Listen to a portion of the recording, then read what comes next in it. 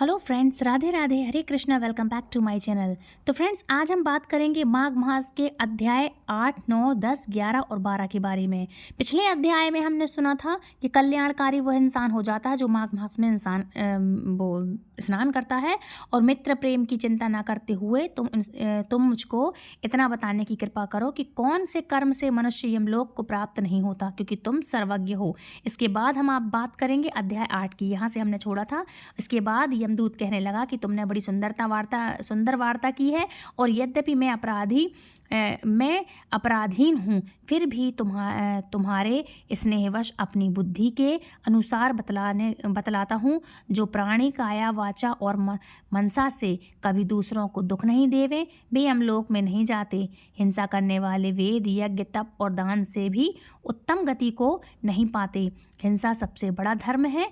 तप और दान ऋषियों ने बताया है।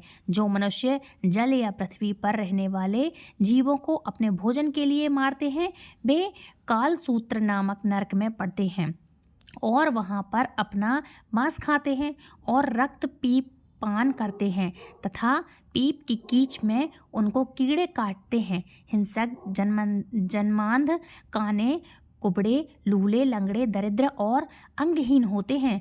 इस कारण इस लोक तथा परलोक में सुख की इच्छा करने वाले को काया वाचा तथा मन में दूसरों का द्रोह नहीं करना चाहिए। जो हिंसा नहीं करते उनको किसी प्रकार का भय नहीं होता। जिस तरह सीधी और टेढ़ी दोनों प्रकार की बहने वाली नदियाँ समुद्र में मिल जाती हैं, वैसे ही सब धर्म अहिंसा में प्रेम कर जाते हैं और ब्रह्मचारी, गृहस्थ, वनवासी, वानप्रस्थ तथा याति सभी अपने अपने धर्म का पालन करने और जितेंद्रिय रहने से ब्रह्मलोक को प्राप्त करते हैं। जो जलाशय आदि बनाते हैं और सदैव 5 यज्ञ करते हैं, वे यमपुरी में नहीं जाते। जो इंद्रियों के वशीभूत नहीं है, वेदवादी और नित्य ही अग्नि अर्थात हवन आदि का पूजन करते हैं, वे स्वर्ग को जाते हैं। युद्ध भूमि में जो शूरवीर मर जाते हैं, वे सूर्य लोक को प्राप्त होते हैं। जो अनाथ स्त्री शरण में आए हुए तथा ब्राह्मण की रक्षा के लिए प्राण देते हैं, वे स्वर्ग से कभी नहीं लौटते।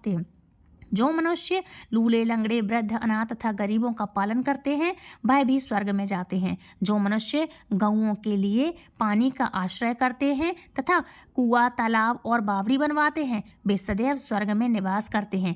जैसे जैसे जीव इनमें पानी पीते हैं, वैसे ही उनका धर्म बढ़ता है। जल से ही मनुष्य के प्राण हैं, इसलिए जो प्याऊ आदि लगवाते हैं, वह अक्षय स्वर्ग को प्राप्त होते हैं। बड़े बड़े यज्ञ भी वह फल नहीं देते जो अधिक छाया वाले वृक्ष मार्ग में लगाते हैं। जो मनुष्य वृक्षारोपण करता है, वह सदैव दानी और यज्ञ करने वाला होता है।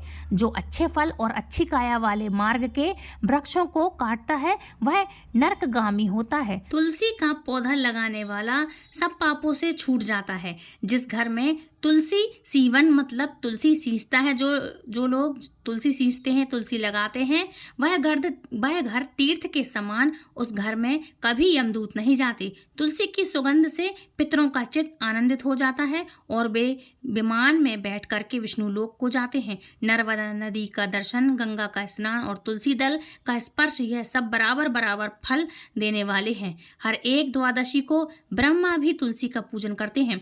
रत्न, सोना, फूल तथा मोती की माला के दान का इतना पुण्य नहीं है जितना तुलसी की माला के दान का है। जो फल आम के 1000 और पीपल के 100 वृक्षों को लगाने से होता है, वह तुलसी के एक पौधे को लगाने से होता है। पुष्कर आदि तीर्थ, गंगा आदि नदी, वासुदेव आदि देवता सभी तुलसी में वास करते हैं। जो एक बार, 2 या 3 बार रेवा नदी में उत्पन्न शिव मूर्ति की पूजा करते हैं अथवा स्फटिक रत्न के पत्थर से निकले हुए तीर्थ में, पर्वत या वन में रखी हुई शिव की मूर्ति की पूजा करता है और सदैव ओम नमः शिवाय मंत्र का जाप करता है। यमलोक की कथा भी नहीं सुनता। प्रसंग, शत्रुता, अभिमान से शिव पूजा के समान पापों को नष्ट करने वाला तथा कीर्ति देने वाला। 3 लोक में और कोई काम नहीं है, तीनों लोकों में दूसरा कोई कार्य ऐसा नहीं है। जो शिवालय स्थापित करते हैं वे शिवलोक में जाते हैं। ब्रह्मा, विष्णु तथा शिव जो भी हैं, इन मंदिर जो इनका मंदिर बनवा करके मनुष्य बैकुंठवासी होता है। जो भगवान की पूजा के लिए फूलों का बाग लगवाते हैं वे धन्य हैं। जो माता पिता, देवता और अतिथियों का सदैव पूजन करते हैं वे ब्रह्मलोक को प्राप्त होते हैं। बोलो श्री हरि विष्णु भगवान नारायण की जय, श्री हरि विष्णु भगवान की जय। ये अध्याय 8 समाप्त हुआ। अब बात करते हैं अध्याय 9 की, अध्याय 9 के बारे में। तो अध्याय 9 शुरू करते हैं। तो यमदूत कहने लगे, मध्याह्न के समय आया अतिथि, मूर्ख, पंडित, वेदपाठी या पापी कोई भी हो, ब्रह्मा के समान है। जो रात्रि में थके हुए भूखे ब्राह्मण को अन्न जल देता है, जो अन्न जल देता है, मध्याह्न के समय जिसके घर आता हुआ अतिथि निराश नहीं रह जाता, वह स्वर्ग का वासी होता है। अतिथि बराबर कोई धन संपत्ति तथा हित नहीं है। बहुत से राजा और मुनि अतिथि सत्कार से ब्रह्मलोक को प्राप्त हुए हैं, और जो एक समय आलस्य से भी अतिथि को भोजन करा दे वह यमद्वार नहीं देखता। केसरी ध्वज में वैवस्वत देव ने कहा था कि जो कोई इस कर्मभूमि मृत्युलोक से, कर्मभूमि मतलब ये मृत्युलोक की बात हो रही है, मृत्युलोक से स्वर्गलोक जाने की इच्छा रखता हो वह अन्न का दान जरूर से करे। दूत कहता है कि यमराज कहते हैं अन्न के बराबर दूसरा और कोई दान नहीं है। जो गर्मियों में जल, सर्दी में ईंधन और सदैव अन्न का दान करते हैं वह कभी यम के दुख नहीं उठाते। जो अपने किए हुए पापों का प्रायश्चित करता है वह नरक को नहीं देखता, और प्रायश्चित न करने वाला मनुष्य नरक में जाता है। जो काया, वाचा और मन से किए हुए पापों का प्रायश्चित करता है वह देव और गंधर्वों से सुशोभित स्वर्गलोक को प्राप्त होता है। जो नित्य ही व्रत, तप, तीर्थ करते हैं और जितेंद्रिय हैं वह भयंकर यम को नहीं देखते, और नित्य धर्म करने वाला दूसरे का अन्न, भोजन और दान त्याग देते हैं। दूसरों का भोजन और दान त्याग दें। नित्य स्नान करने से बड़े बड़े पाप का नाश होकर यम को नहीं देखता। बिना स्नान पवित्रता कैसे हो सकती है? जो मनुष्य पर्व के समय चलते जल में स्नान करते हैं वह बुरी योनि नहीं पाते, मतलब बुरे तरीके की कोई भी योनि नहीं पाते, ना ही नरक में जाते हैं। माघ मास में प्रातः स्नान करने वाले मनुष्य को नियम पूर्वक तिल पात्र और तिल कमल का दान करना चाहिए। यमदूत कहते हैं कि बैकुंठ, विकुंडल, पृथ्वी, सोना, गौ आदि परम दान करने वाला स्वर्ग से नहीं लौटता। बुद्धिमान पुण्य तिथियों और व्यातिपात, संक्रांति आदि को थोड़ा सा दान जरूर से करना चाहिए। ये दान करके भी पूरी गति को प्राप्त नहीं होता। जो लोग दान करते हैं वो बुरी गति को प्राप्त नहीं होते।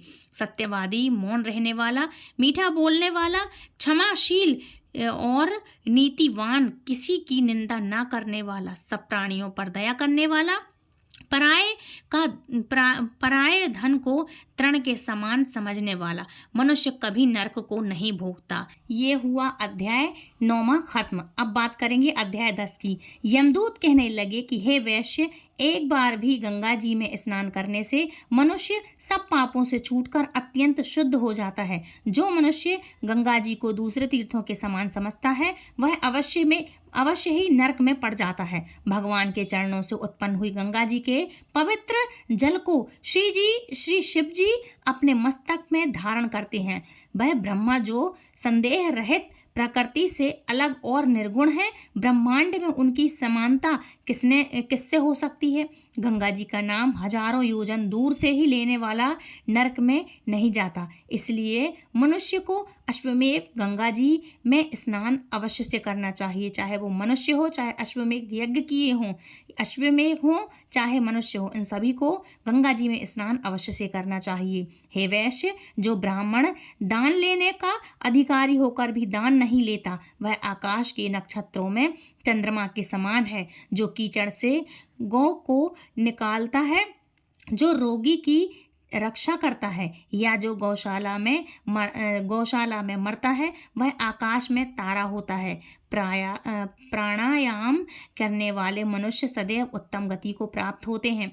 प्रातः के समय स्नान के पश्चात जो 16 प्राणायाम करते हैं वह घोर पापों से बच जाते हैं। जो पराई स्त्री को माता समान मानते हैं वह यम की यातनाओं को नहीं भोगते। जो मन से भी कभी पर स्त्री का चिंतन नहीं करता वह दोनों लोगों को अपने अधीन करता है। जो पराये धन को मिट्टी के समान समझता है वह स्वर्ग में जाता है।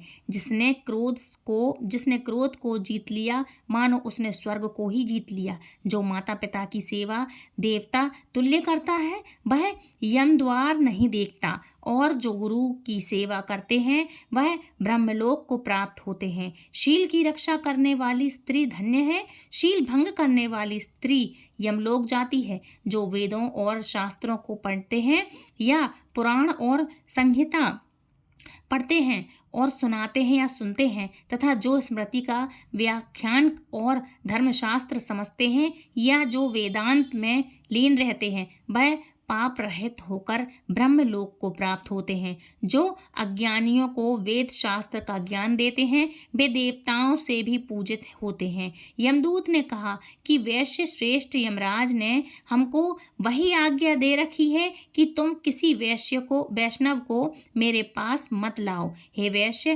पापी लोगों को इस संसार रूपी नरक को पार करने के लिए भगवान की भक्ति के सिवाय दूसरा कोई उपाय नहीं। भगवान की भक्ति न करने वाले मनुष्य को चांडाल के समान समझना चाहिए। भगवान के भक्त अपने माता पिता दोनों के कुलों को तार देते हैं और उनको नरक में नहीं रहने देते। और जो मनुष्य वैष्णव का भोजन करते हैं वे भी भगवान की कृपा से श्रेष्ठ गति को प्राप्त होते हैं। बुद्धिमान को सदैव वैष्णव का अन्न खाना चाहिए। इससे बुद्धि पवित्र होकर के मनुष्य पाप नहीं करता, जिसकी बुद्धि पवित्र हो जाए। गोविंदाय नमः इस मंत्र का आपको जाप अवश्य से करना चाहिए। इस मंत्र का जो जाप करता हुआ जो मनुष्य मृत्यु को प्राप्त होता है, कौन सा? गोविंदाय नमः। जो इस मंत्र का जाप करते हैं या इस मंत्र का हर रोज बाद जाप करता है जो इंसान और वो मृत्यु को प्राप्त हुआ है वह परम धाम को प्राप्त होता है, इसमें कोई संदेह नहीं है। और जो इंसान ओम नमः भगवते वासुदेवाय का ये द्वादक्षर मंत्र का जो जाप करता है और ओम नमो नारायणाय ये अष्टाक्षर का मंत्र का जो जाप करता है उसके ब्रह्म हत्या इत्यादि के बड़े से बड़े पाप नष्ट हो जाते हैं जो इन सब मंत्रों का जो जाप करते हैं। अब बात करेंगे हम 11वें अध्याय की। ये था अध्याय 10। अब 11वें अध्याय में इसके आगे का वृतांत है।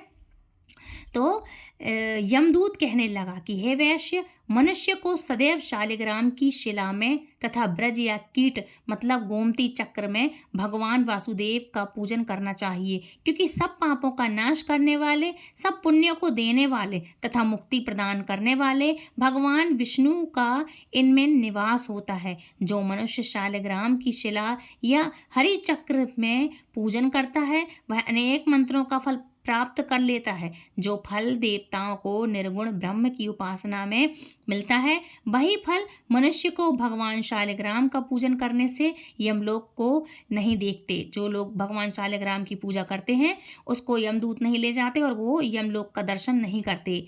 भगवान को लक्ष्मी जी के पास अथवा बैकुंठ में इतना आनंद नहीं आता जितना कि शालिग्राम की शिला या चक्र में निवास करने में आता है। स्वर्ण कमल युक्त करोड़ों शिवलिंग के पूजन से इतना फल नहीं मिलता जितना एक दिन शालिग्राम के पूजन से मिलता है। भक्ति पूर्वक शालिग्राम का पूजन करने से विष्णु लोक में वास करके मनुष्य चक्रवर्ती होता है। काम, क्रोध, लोभ, मोह, अहंकार से युक्त होकर भी मनुष्य शालिग्राम का पूजन करने से बैकुंठ में प्रवेश करता है। जो सदैव शालिग्राम का पूजन करते हैं वह प्रलय काल तक स्वर्ग में वास करते हैं। जो दीक्षा, नियम और मंत्रों का चक्र में बलि देता है वह निश्चय करके विष्णुलोक को प्राप्त होता है। जो शालिग्राम के जल से अपने शरीर का अभिषेक करता है वह मानो संपूर्ण तीर्थों में स्नान करता है। गंगा, रेवा, गोदावरी सबका जल शालिग्राम में वास करता है। जो मनुष्य शालिग्राम की शिला के सम्मुख अपने पिता का श्राद्ध करता है उसके पितर कई कल्प तक स्वर्ग में वास करते हैं। जो लोग नित्य शालिग्राम की शिला का जल पीते हैं उसके हजारों बार पंचगव्य पीने से क्या प्रयोजन। यदि शालिग्राम की शिला का जल पिया जाए तो सहस्त्रों तीर्थ करने से क्या लाभ। यहाँ पर शालिग्राम है जहाँ पर शालिग्राम है वह स्थान तीर्थ के समान है, तीर्थ के समान ही है। मानो जिसके घर में शालिग्राम है तो समझ लिया आपने शालिग्राम की कितनी महिमा है कि आप यदि उसका रोज जल पीते हैं शालिग्राम प्रभु जी का तो आपकी तो मतलब समस्त तीर्थों का आपने समझ लो जल पी लिया और समस्त तीर्थों में आपने स्नान कर लिया, सद्गति होती है। कई कल्पों तक आपको मोक्ष की प्राप्ति होती है, आपके पूर्वजों को मोक्ष की प्राप्ति होती है। तो देख लिया आपने कि शालिग्राम की कितनी महिमा है। मतलब सहस्त्रों तीर्थ, सहस्त्रों बार आपने जो लाभ कर लिया, आप उस सहस्त्र तीर्थों के नहाने से, जल पीने से, जलपान करने से क्या लाभ। जहाँ पर शालिग्राम है वहाँ पर शालिग्राम का आपने जल सेवन कर लिया, समझ लो सहस्त्रों तीर्थ भी उसके सामने फीके हैं। वह स्थान तीर्थ स्थान के समान ही है जहाँ शालिग्राम है। वहाँ पर किए गए संपूर्ण दान होम करोड़ों गुना फल प्राप्त होता है। जो होम यज्ञ संपूर्ण दान करते हैं जहाँ शालिग्राम है इन सभी का फल आपको प्राप्त होता है। जो एक बूंद भी शालिग्राम का जल पीता है वह माता के स्तनों के दुग्ध पान नहीं करता, अर्थात गर्भाशय में दोबारा नहीं आता, मृत्यु लोक में दोबारा आता ही नहीं है। शालिग्राम शिला में जो कीड़े मकोड़े एक कोस के अंतर में मरते हैं वह भी बैकुंठ को प्राप्त होते हैं। जो फल वन में तप करने से प्राप्त होता है वही फल भगवान को सदैव स्मरण करने से प्राप्त होता है। मोहवश अनेक प्रकार के घोर पाप करने वाला मनुष्य भी भगवान को प्रणाम करने से नरक में नहीं जाता। संसार में जितने तीर्थ और पुण्य स्थान हैं भगवान के केवल नाम मात्र के कारण से प्राप्त हो जाते हैं। मतलब भगवान के सिर्फ नाम से ही आपके लिए वो तीर्थ, सारे तीर्थ प्राप्त हो जाते हैं।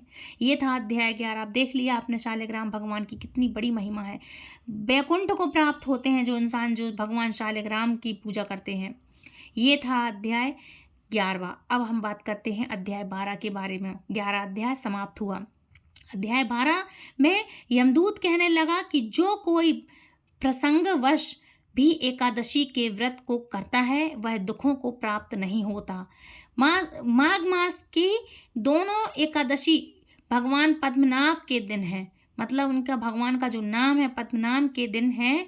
जब तक मनुष्य इन दिनों में व्रत नहीं करता उनके शरीर में पाप बने रहते हैं। हजारों अश्वमेध, सैकड़ों वाजपेयी यज्ञ एकादशी व्रत की 16वीं कला के बराबर भी नहीं है। एकादशी के दिन व्रत करने से 11 इंद्रियों से किए गए सब पाप नष्ट हो जाते हैं। गंगा, गयाजी, काशी, पुष्कर, कुरुक्षेत्र, यमुना, चंद्रभागा कोई भी एकादशी के तुल्य नहीं है।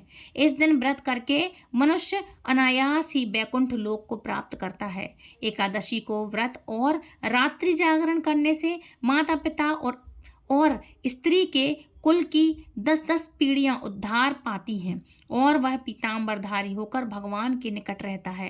बाल, युवा और वृद्ध सब तथा बाल, युवा, वृद्ध जो कोई भी है ये सब, और जो पापी से पापी भी व्रत करने में व्रत जो कर लेता है वह नरक में नहीं जाती। यमदूत कहता है कि हे वैश्य, मैं सूक्ष्म में तुमसे नरक से बचने का धर्म कहता हूँ। मतलब इस चीज़ का, नरक से बचने का तुम्हें उपाय बतलाता हूँ। मन, कर्म और वचन से प्राणी मात्र का द्रोह ना करना, इंद्रियों को वश में रखना, दान देना, भगवान की सेवा करना और नियम पूर्वक वर्णाश्रम धर्म का पालन करना। इन कर्मों के करने से मनुष्य नरक से बच सकता है और बचा रहता है। स्वर्ग प्राप्त करने की इच्छा से मनुष्य गरीब भी हो तो भी जूता, छतरी, अन्य धन, जल कुछ न कुछ दान देता रहे। दान देने वाला मनुष्य कभी यम की यातना को नहीं भोगता तथा दीर्घायु और धनी होता है। बहुत कहने से ही क्या अधर्म से ही मनुष्य बुरी गति को प्राप्त होता है। मनुष्य सदैव धर्म के कार्यों से ही स्वर्ग प्राप्त कर सकता है। इसलिए बाल्यावस्था से ही धर्म के कार्यों का अभ्यास करना चाहिए। ये था अध्याय 12 समाप्त हुआ। अध्याय 13 की कथा आपको अगले अध्याय में सुनाएंगे, इसके आगे की कथा। तो फ्रेंड्स, ये आज की कथा है। आई होप आज की कथा आपको पसंद आई होगी। यदि वीडियो पसंद आए तो प्लीज़ वीडियो को लाइक शेयर कमेंट करें, चैनल सब्सक्राइब करें। और यदि हमारे चैनल पर आप पहली बार जुड़े हैं तो प्लीज़ चैनल को सब्सक्राइब करके और बेल आइकन को ऑल पे प्रेस करें ताकि आने वाली हर एक वीडियो की नोटिफिकेशन सबसे पहले आप तक पहुंचे और संपूर्ण माघ मास की कथाओं का आप आनंद ले सकें। तो फ्रेंड्स, कैसे लगे आपको ये अध्याय? इन अध्यायों को दूसरों तक शेयर जरूर करें। अगर आप सच्चे हिंदू हैं और धर्मपरायण हैं तो इन चीज़ों को, इन कथाओं को, इन सनातन धर्म की बातों को, किससे क्या लाभ होता है, आप दूसरों तक शेयर जरूर करें। देखा आज आपने शालिग्राम की क्या महिमा है, इससे हर तरह के पाप नष्ट हो जाते हैं। तो फ्रेंड्स, मिलती हूँ नेक्स्ट वीडियो में। यदि आपको वीडियो पसंद आई है तो हमारे चैनल को सब्सक्राइब करके बेल आइकन को ऑल पे प्रेस करें, दूसरों तक लाइक शेयर कमेंट करें और कमेंट बॉक्स में हरी हर की हाजिरी जरूर से लगाएं। और हमें कथा सुनाने के उपलक्ष्य में यदि आप दक्षिणा प्रदान करना चाहते हैं तो सुपर थैंक्स का बटन अवेलेबल है। आप हमें 11 रुपये कथा सुनाने के उपलक्ष्य में दान दे सकते हैं। तो फ्रेंड्स, मिलती हुई नेक्स्ट वीडियो में। तब तक के लिए राधे राधे, हरे कृष्णा, हरि बोल।